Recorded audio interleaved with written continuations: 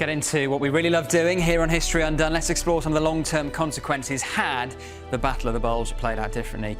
Chris Copson, had it never happened, had Hitler listened to his generals, not pushed ahead with the operation, what would the consequence have been? Would the Nazis have been able to hold out that much longer? Potentially, if he decided not to go for the gamble, if he decided to make the most of the defences they already had on the West Wall here and actually sit behind those. With forces concentrated on there, it would have made the Allied job, British, Canadian, American job, of actually getting into Germany harder. If the two SS Panzer armies had gone east, it would potentially have made it more difficult for the Soviets to push forward. What that would have done in the long term, I mean, if the Western Allies don't make it as far into Germany as they might have done, the Soviets, I mean, I don't think two Panzer armies by that point are actually going to make a lot of difference. It'll help, but it's not making a decisive difference. Yeah. I mean, they are right in the saddle. This is the great patriotic war, and we are going to win it, and we're going to win it soon. Potentially, we might have been held here, and the Soviets might have actually taken a much bigger slice of Germany. We may not have had the inner German border in the form that we understand. I think, Chris, I agree with that. I think the only issue is, of course, the Westwall doesn't actually extend up into the Low Countries here.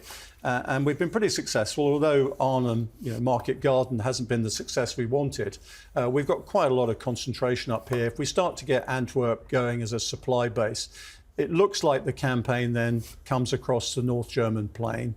And actually, we probably liberate Denmark, we close off the Baltic, and we extend across the top here and take Berlin from the north rather than from the west.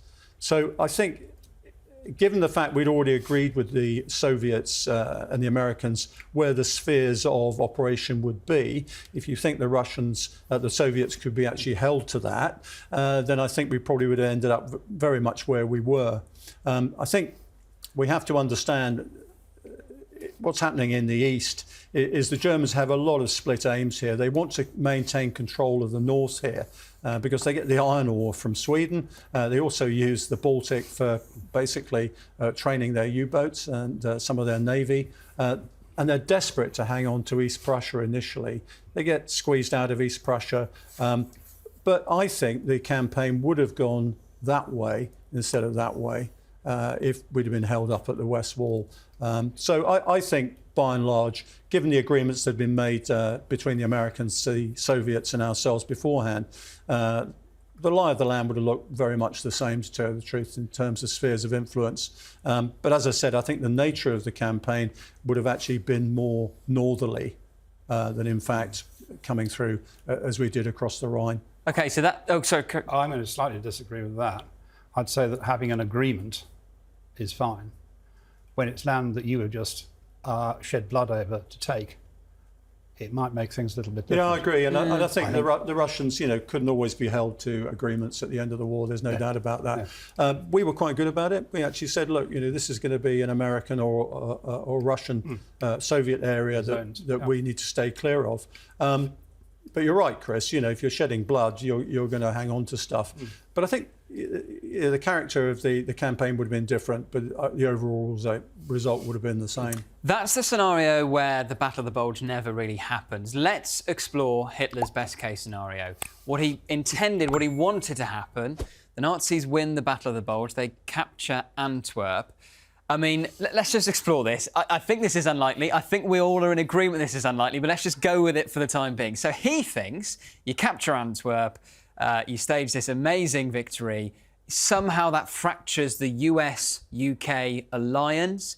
Maybe they sue for peace. They come to some kind of agreement with Nazi Germany, and then he can focus his resources on the Eastern Front. Chris Copson, do you want to unpick that? I'm finding that slightly difficult as a concept. I'm sure it existed in the back of Hitler's nice little mind that he could actually split the Allies. But to be honest, I think the British and the Americans, I mean, Canadians, we've done too much. We've got far too much skin in this game. We would have recovered. It would have made things a lot more complicated if he'd managed to swing through and take Antwerp. I mean, in this area here, he could well have penned in 30-odd divisions, something like that, potentially destroyed them, and that would have set us back on our heels. I think it would prolong the war, potentially. It would certainly have made a colossal mess of the American G4 effort, the actual effort of bringing supplies through up to the front line. I can't, though, think that the end result would have been anything different. He would have just got bogged down in the West, wouldn't he? Look, I think they would have been utterly destroyed. Eisenhower said a week into the campaign, look, it's great, we've got them out in the open. We don't have to deal with them at the West Wall, we don't have to deal with them in the Ardennes, they're out in the open.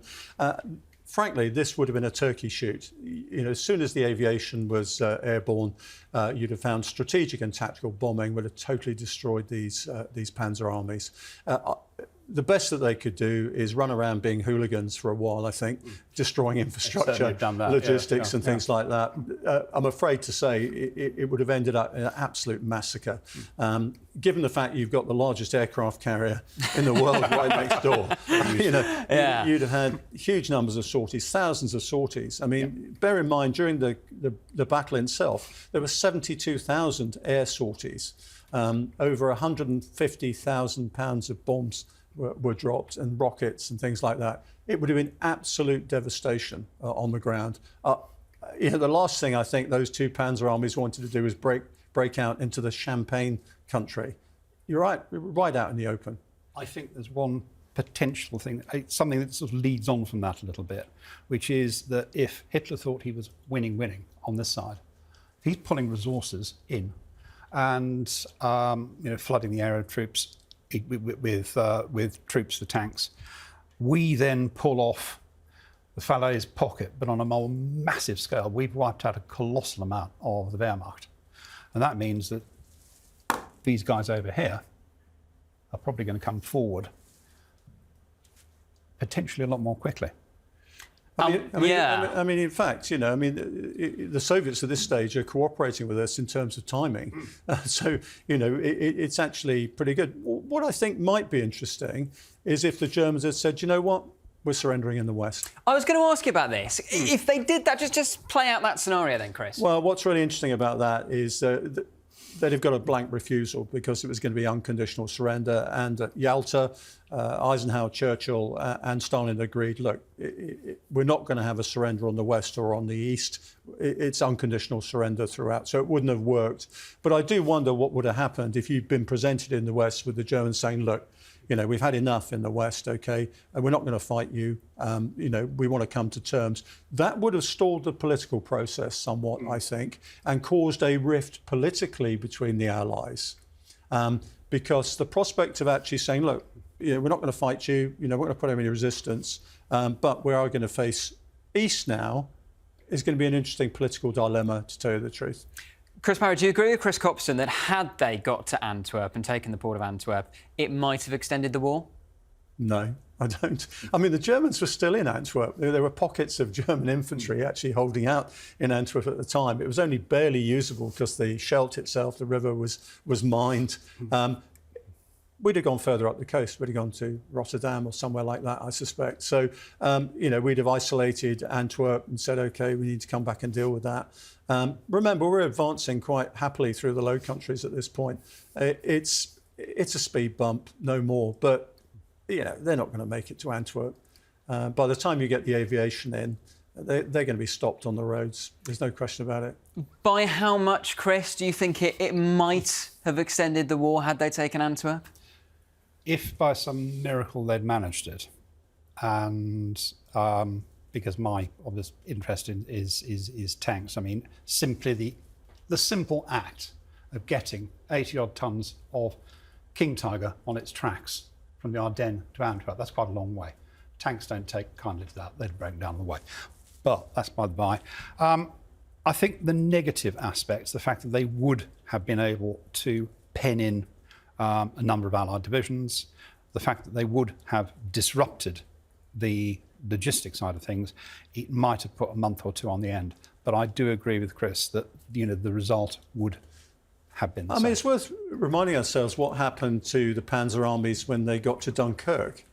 They were totally broken down. Yeah. One of the reasons the French and the British got away with it at Dunkirk is because the Panzer armies are saying, look, we're absolutely out of fuel, that we need maintenance, our tracks are falling off, we need 48 hours. Yes. And so you'd had the same. And that 48 hours would have allowed complete devastation of the troops and the vehicles on the ground.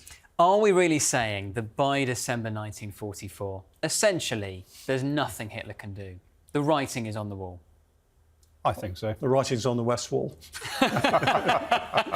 and maybe not from December 1944. Yeah. I mean, if you had to put a date on it, Chris, at what point is it inevitable that the Nazis are going to be defeated? Oh, I think it's before then. I think as soon as you've broken out from D-Day, I think the writing's on the wall. Once you've got manoeuvre space, you're able to build up combat power. Then, given the fact that the disparity of forces in the West is there, you've got this huge aviation cover. You've blockaded Germany, frankly, by sea. You've got this huge threat and a really, really nasty threat in terms of your population and your army here in the East.